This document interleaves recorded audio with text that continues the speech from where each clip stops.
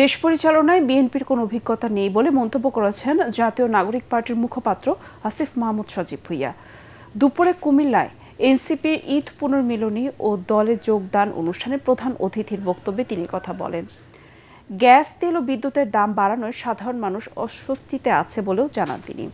দেশের মানুষের পক্ষে কথা বলার জন্য বিরোধী দলের ভূমিকায় একমাত্র এনসিপি আছে বলেও দাবি করেন আসিফ মাহমুদ। দেশে নির্বাচিত সরকার আসলো, কিন্তু আমরা এই কোনো কিছুরই পরিবর্তন না, বরং আরও সব কিছু বাড়তে দেখছি। আমরা দেখছি মব জাস্টিস বেড়ে গেছে। আমরা দেখছি মাত্র এই মাসেই ধর্ষণের শিকার হয়েছেন 84 জন, এর মধ্যে 6 জন শিশুকে ধর্ষণের পরে হত্যা করা হয়েছে। তো বিএনপির এই যে অ্যাডমিনিস্ট্রেশন পরিচালনায় ব্যর্থতা এবং গণঅভ্যুত্থানের আকাঙ্ক্ষা বাস্তবায়নের ব্যর্থতা, এই সব কিছু মিলিয়ে বিএনপি ইতিমধ্যে অজনপ্রিয় একটি সরকারে পরিণত হয়েছে।